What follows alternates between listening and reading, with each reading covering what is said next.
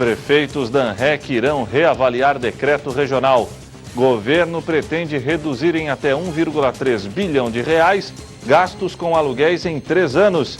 Para evitar filas, governo de Criciúma pede ampliação no horário de atendimento dos bancos na cidade. Relator da Comissão de Fiscalização, Controle e Orçamento da Câmara sugere rejeição das contas de Criciúma. Governo catarinense libera circulação de ônibus interestaduais. Campanha do governo municipal incentiva a população a comprar em comércio local. Em audiência pública, prefeitos pedem a deputados para regionalizar ações de enfrentamento à Covid-19. E ainda, em virtude da pandemia, ciclista de São Paulo improvisa e pedala mais de 1.000 quilômetros em 10 dias. As principais notícias do dia você confere a partir de agora, no ar pela TV Primavera de Criciúma, Informe Região.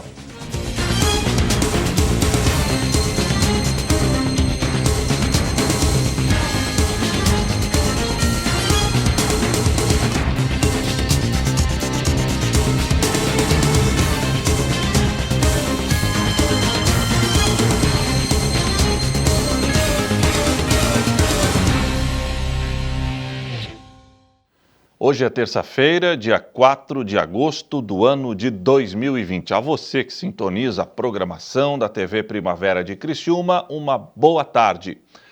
Os prefeitos da ANREC decidiram reavaliar as restrições de enfrentamento ao coronavírus na região carbonífera.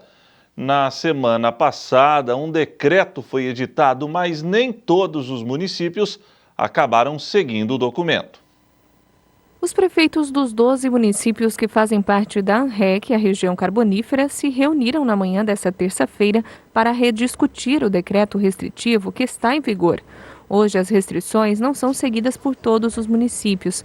Criciúma, Uruçanga e Nova Veneza, por exemplo, optaram por não seguir o decreto regional. E em Orleans, uma determinação judicial também mudou algumas regras. Como nas reuniões anteriores, aquilo que deliberadamente ficou aprovado, por uma razão ou outra, alguns municípios não deram sequência, nós, dessa vez, achamos por bem ficar mais ampla as questões ali relacionadas ao enfrentamento. Um dos assuntos discutidos foi o horário de funcionamento de serviços alimentícios considerados essenciais e não essenciais, como supermercados e restaurantes, um dos itens que mais gerou divergência no último decreto. Volta à situação anterior, domingo mercado aberto, domingo restaurante aberto, funcionamento até às 23 horas para restaurante. Voltou essa condição original. Segundo Murialdo, a falta de uma aceitação unânime dos municípios da região no decreto que estava em vigor foi preponderante para que as restrições fossem rediscutidas. Isso pesou também o fato de que Criciúma, que é a principal cidade, ter permanecido aberto. Aí não adianta fechar o comércio de Içara se em Criciúma está aberto, não adianta fechar o comércio de Morro da Fumaça, de Uruçanga, se o de Criciúma, que é a principal cidade, permanece aberto. E aí o risco de contágio não tem como ser dificultado. Então, junto com a presença de todos os prefeitos hoje, olha, vamos voltar à condição original, intensificar na fiscalização, mas volta essa liberalidade para que as atividades comerciais de restaurante funcionem sábado, domingo, volta à condição original. Murialdo falou ainda sobre a necessidade de unificar as ações de forma regionalizada. É uma preocupação, nós fazemos parte de um colegiado e eu gosto de acatar o que no colegiado é definido, se acerta, se erra, mas é no colegiado. Não gosto de sair antes da reunião terminar, não gosto de decidir um assunto e depois fazer diferente. Não era a minha opinião a decisão de hoje, mas eu vou acatar aquilo que no colegiado ficou definido. Mas, apesar da nova mudança nas restrições, o prefeito ressalta que em Içara, alguns estabelecimentos seguirão fechados aos domingos, por decisão dos próprios locais. Aqui em Içara, os próprios comerciantes optaram por permanecer fechado no domingo e só retomar na segunda-feira depois do meio-dia. Os próprios comerciantes acham mais indicado e de forma mais precavida tomar essa medida. Aqui em Sara, por vontade dos comerciantes, será assim, domingo o comércio de Sara fechado e reabre segunda-feira, meio-dia. O prefeito falou ainda sobre a atual situação do coronavírus na região. Ele lembra que, infelizmente, a previsão que se fazia para o cenário atual tem se cumprido. Aquilo que nós estudávamos e vínhamos acompanhando com os infectologistas é que em 15 dias, nos últimos 15 dias, teríamos a mesma quantidade de óbito aqui no estado de Santa Catarina que o montante registrado até o final do mês de junho, até a metade do mês de julho. E, de fato, em 15 dias a gente dobrou a quantidade de óbitos. Está em ascensão e a população, a gente faz o apelo que participe, dê o máximo de si, contribuindo para aquilo que diz a Secretaria Municipal de Saúde, o Ministério da Saúde, a Secretaria de Estado de Saúde, a Organização Mundial de Saúde.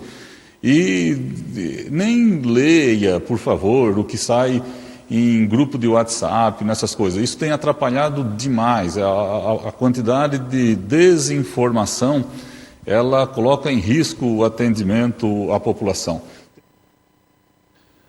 O governo federal pretende reduzir em até 1 bilhão e 300 milhões de reais os gastos com aluguéis em 3 anos.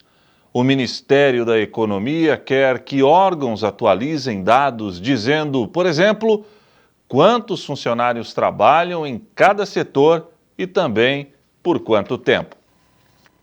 A iniciativa é o primeiro passo para a implantação de um programa de gestão de ocupação otimizada e compartilhada dos imóveis. O governo precisa ajustar as contas, mas acaba gastando um dinheiro enorme com aluguéis de prédios públicos, cerca de 850 milhões por ano, 350 somente no Distrito Federal, sendo que está cheio de imóvel vazio e abandonado. A ideia é economizar 1 bilhão e 300 milhões de reais com o aproveitamento e compartilhamento de um mesmo espaço por diferentes órgãos. Será feito um mapeamento detalhado de todos os imóveis utilizados pelos órgãos e entidades do Executivo. Esse levantamento dará detalhes que o governo até então não tinha. E essas informações serão consolidadas em uma plataforma única de dados. De acordo com o Ministério da Economia, com as informações atualizadas, será possível reparar ineficiências e economizar com várias despesas, como água, luz, telefone e manutenção predial. Também está nos planos a realização de permuta de imóveis alugados por outros bens da União que estejam disponíveis.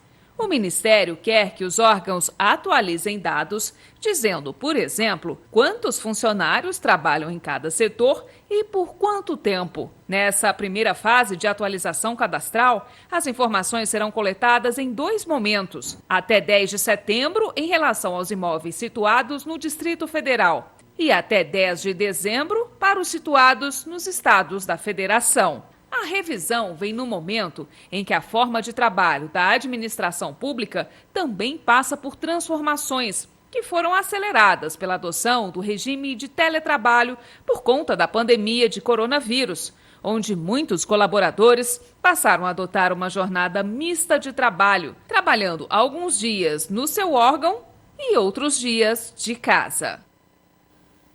O governo de Criciúma está solicitando a ampliação do horário de atendimento dos bancos na cidade. A intenção é evitar filas nas agências bancárias. O município de Criciúma vai encaminhar nesta terça-feira uma solicitação à Federação Brasileira de Bancos, a FEBRABAN, para que as agências bancárias e lotéricas ampliem seu horário de atendimento. O prefeito Clésio Salvaro entende que a mudança pode ajudar a evitar a disseminação da Covid-19 no município. No documento, a solicitação é justificada com arquivos de imagens que mostram filas e aglomerações em agências da cidade durante a pandemia. O pedido é para que o horário seja ampliado enquanto durar o estado de emergência em saúde e calamidade pública no Brasil. A solicitação, assinada pelo prefeito, foi apoiada pelo secretário de Saúde, Acélio Casagrande. Segundo o secretário, as agências bancárias são serviços essenciais e ficaram na contramão quando diminuíram o tempo de atendimento. Ele defende que, se tiver mais tempo com as portas abertas, a tendência é diminuir os agrupamentos e também a transmissão do vírus. A seguir, relator da Comissão de Fiscalização, Controle e Orçamento da Câmara sugere rejeição das contas de Criciúma.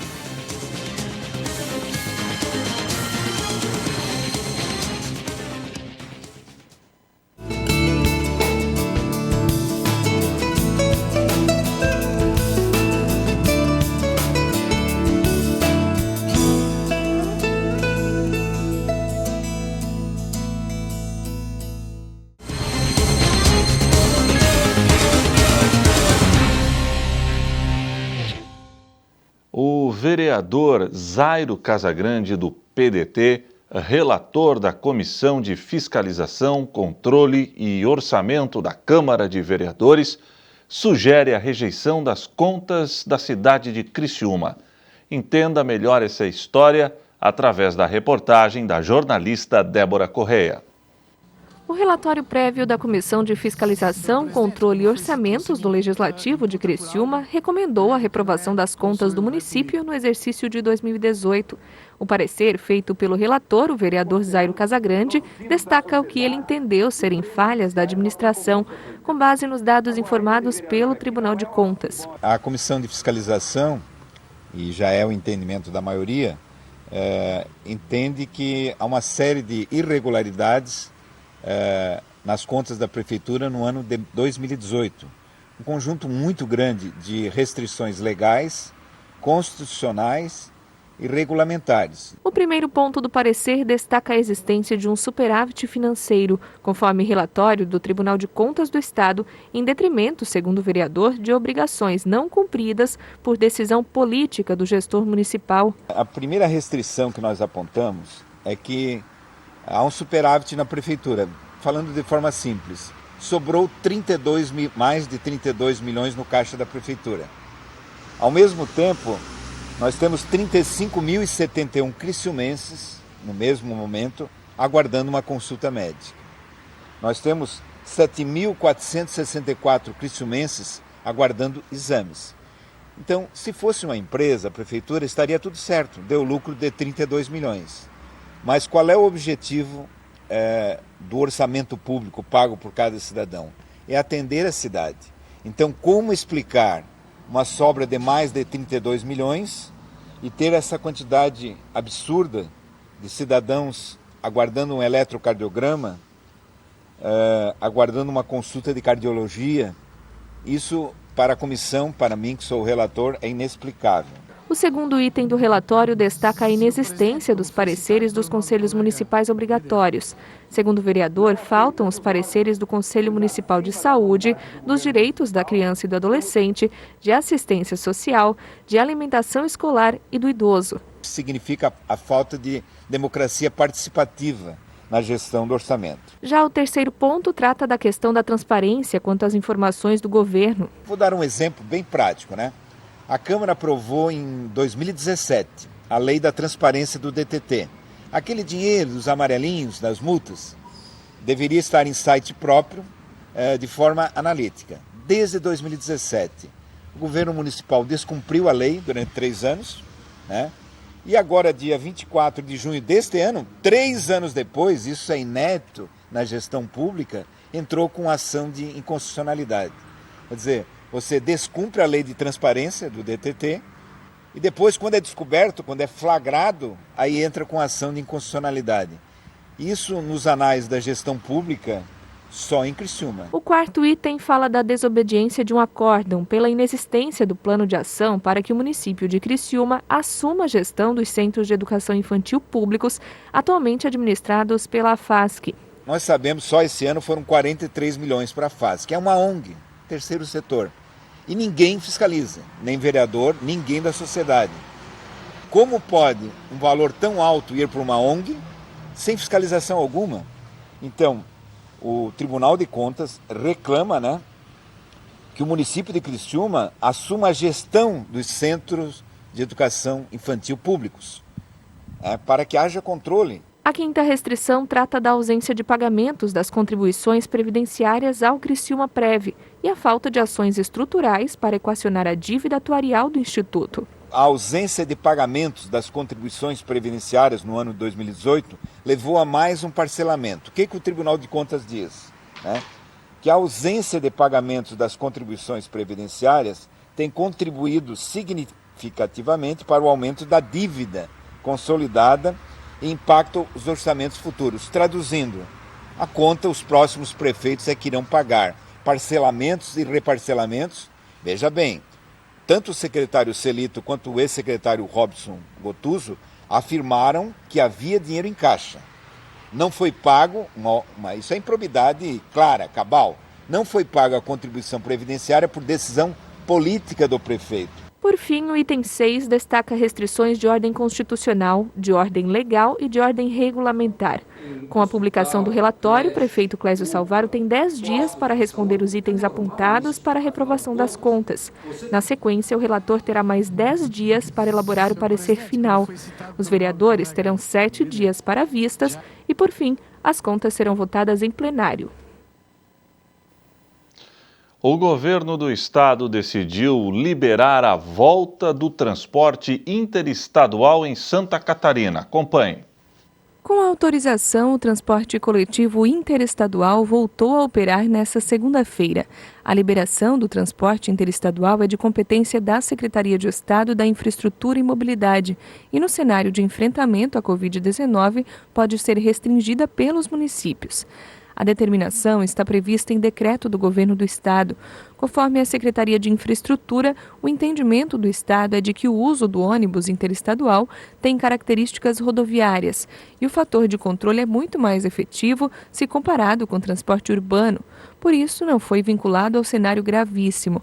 No rodoviário, é mais fácil controlar a demanda e o acesso das pessoas, bem como a operação de desinfecção dos veículos, por exemplo. Mas, se a administração municipal entender que a realidade local ainda não comporta esse serviço, poderá fazer a restrição. As normas sanitárias e de prevenção para as empresas e passageiros serão publicadas pela Secretaria no Diário Oficial do Estado. Uma campanha municipal incentiva os consumidores criciumenses a realizar compras no comércio local.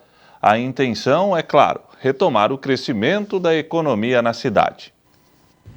Visando estimular ainda mais a compra de produtos no comércio criciumense, a Prefeitura de Criciúma está reforçando a campanha Compre Local.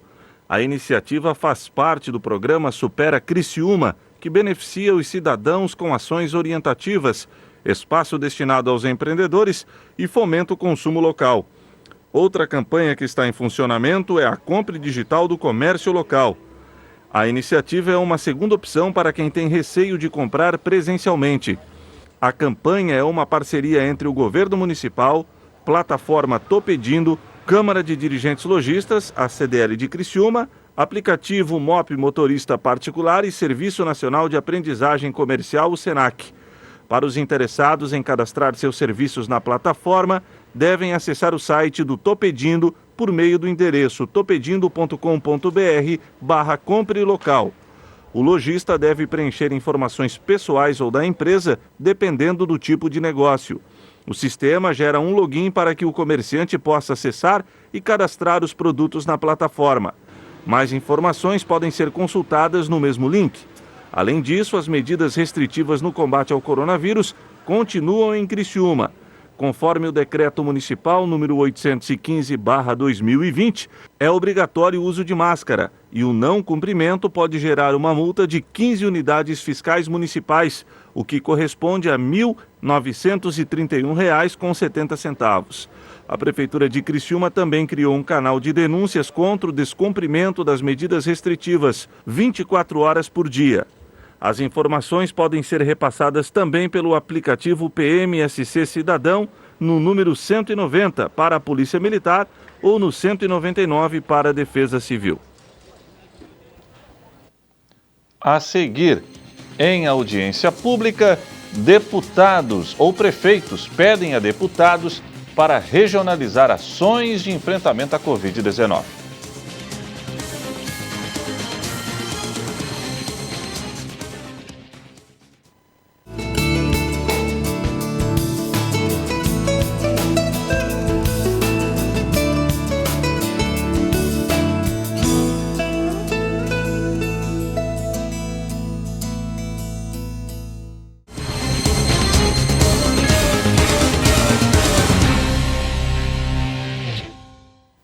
Através de audiência pública, prefeitos de Santa Catarina pediram aos deputados estaduais catarinenses para regionalizar as ações de enfrentamento à Covid-19. Confira. Prefeitos catarinenses estão pedindo ao governo do estado para que as ações de combate ao coronavírus sejam regionalizadas, respeitando as características de cada região e dos municípios na adoção de ações de enfrentamento à pandemia.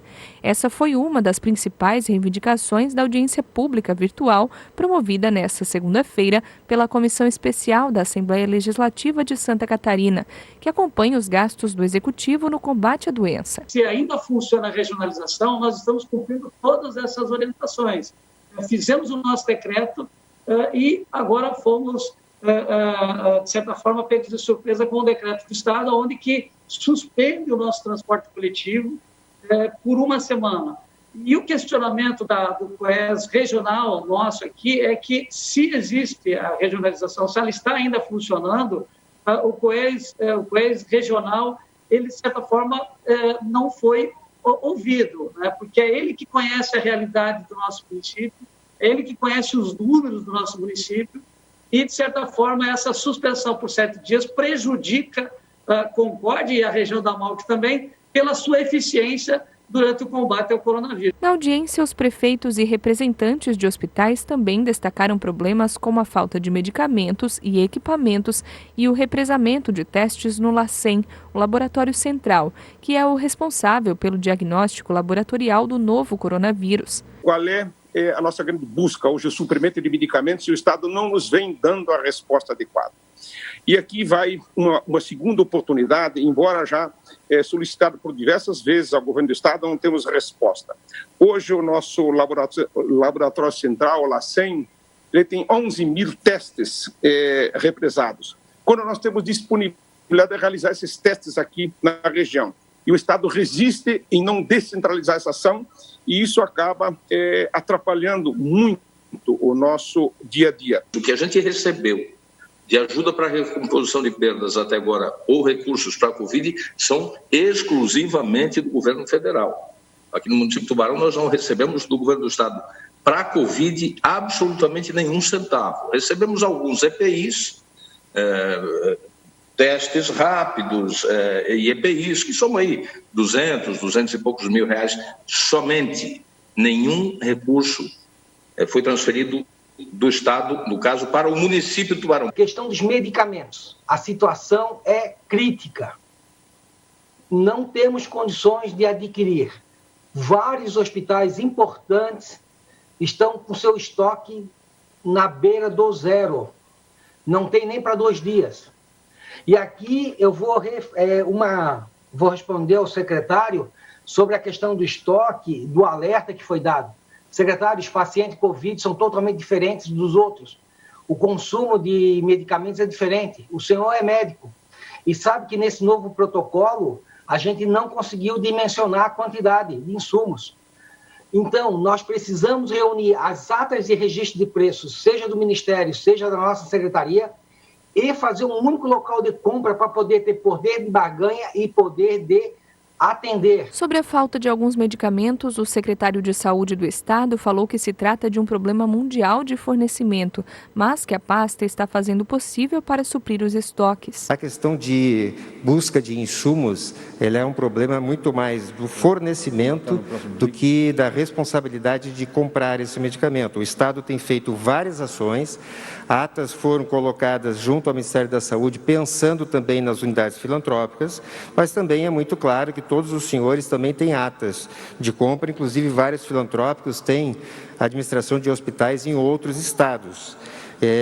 imputar à Secretaria de Estado de Saúde a solução de um problema que é de fornecimento global de insumo é um tanto quanto complicado, mas a gente tem tentado, sim, trazer soluções para essa demanda. A questão do LACEN já foi dito aqui, são 10 laboratórios privados conveniados para a Prefeitura e realmente houve uma lentidão em algum momento de liberação desses exames, mas nós temos liberado aqui um quantitativo bastante grande de exames laboratoriais e os 11 mil testes represados, eles têm sido processados de uma forma muito mais rápida quando nós tínhamos 3 mil testes represados, mas essa é uma necessidade de permanecermos nessa discussão. Para atender aos pedidos dos prefeitos, a comissão aprovou ainda a realização de audiências mesorregionais, que serão realizadas nesse mês de agosto. A conclusão que tiramos é de que há um clamor dos prefeitos para que haja a regionalização do combate ao coronavírus, o que nós concordamos, o Ministério Público também concorda. E nós, então, propusemos e foi aprovado o requerimento para que possamos estar realizando 7 audiências públicas entre os dias 17 e o dia 20 de agosto, para que possamos estar mais perto da população, levar bem na ponta da linha tudo aquilo que o cidadão deseja saber. Agora preste atenção neste exemplo que vem da região sudeste do país. Apaixonado por esporte e sem poder sair de casa durante o isolamento social, um aposentado de Santo André, na Grande São Paulo, resolveu improvisar. Ele criou uma maneira de pedalar sem sair de casa, mas não naquelas bicicletas de academia que a gente já conhece. E nessa brincadeira, o aposentado pedalou 1.000 quilômetros em apenas 10 dias.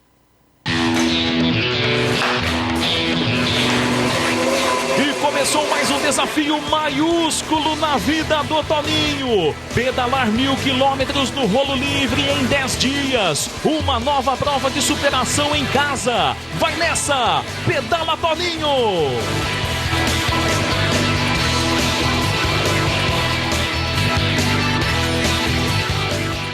E é isso aí. Primeiro dia do desafio concluído com sucesso. O Toninho é atleta e coleciona medalhas das maratonas que já participou. Outra paixão dele é a bicicleta. Mas aí veio a pandemia e já sabe, né? Ficou difícil praticar atividade física fora de casa. Mas na tentativa de não ficar parado, ele inventou um esporte pra lá de diferente. Você aí já ouviu falar do pedal de rolo livre? É assim, a bike fica solta sobre o rolo e o ciclista precisa se equilibrar enquanto pedala. O equipamento estava lá, encostado e sem uso. Foi aí que o Toninho decidiu adaptar o esporte e improvisar.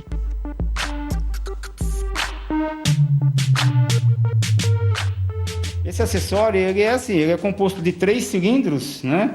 E a bike fica apoiada sobre esses 3 cilindros. E o ciclista, ele mantém o equilíbrio, ele tem que manter o equilíbrio na bike. E aí ele consegue simular como se ele estivesse pedalando na rua.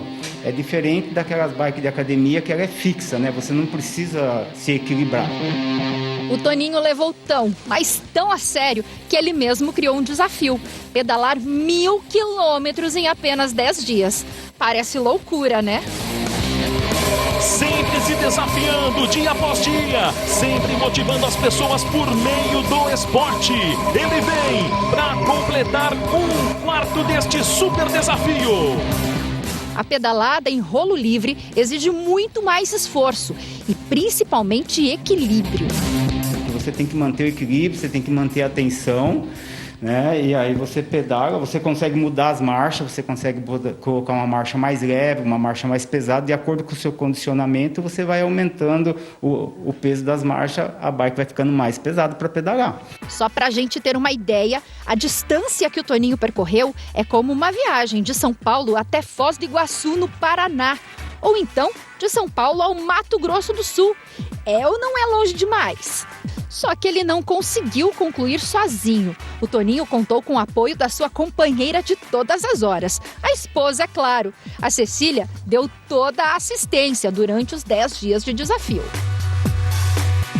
O meu papel foi fazer as imagens, eu levantava bem cedo, fazia suco, fazia o soro caseiro, deixava todas as coisas preparadas para um suporte, né? Porque ele estava pedalando, então ele não tinha tempo para ficar fazendo as coisas. Então eu dei toda essa parte da assessoria. Bom, o Toninho me garantiu que não é só atleta que consegue andar nessa bike, amador também consegue, Toninho? Sim, Débora, amador também consegue. É aquela história, então, aprendeu uma vez, andar de bicicleta, nunca mais esquece? Nunca mais esquece, é super tranquilo. Eu garanto que você vai conseguir. A bike está encostada na parede, você vai ter um apoio, mas um pouquinho que você começar a pedalar, você já vai conseguir pedalar sem encostar na parede. Será? Bom, gente, ó, já prendi o cabelo, coloquei um tênis aqui. Aí, ó. Vamos ver no que vai dar. Você vai me ajudar? Eu tô aqui do lado para te apoiar. Então tá bom. Qualquer coisa, qualquer desequilíbrio eu te seguro. Mas combinado. Vai com certeza de que você vai conseguir e não precisa ficar com medo. Tem alguma dica aqui para eu não cair? Para não passar vergonha? Não, você não vai cair. Você não vai cair. De um lado você tem a parede para se apoiar e do outro lado eu vou estar te apoiando. Então tá bom, vamos lá. Então você não vai cair. É certeza que você não vai cair. Vamos lá então.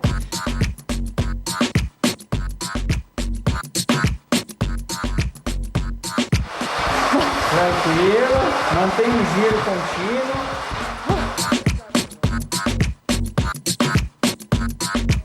Toninho Ultra Desafios, dá-lhe Toninho Ciclista, últimos metros, vai Toninho, pedala Toninho, chega a marca de 1000 quilômetros de pedal em casa, no rolo livre em 10 dias, zerou o velocímetro, é disso que falamos, sensacional, campeão Toninho, sim Toninho, o impossível quando te vê corre e também pedala de medo de você, tem que aplaudir, Toninho, mais um super desafio concluído, sobe no pódio, diz aí campeão!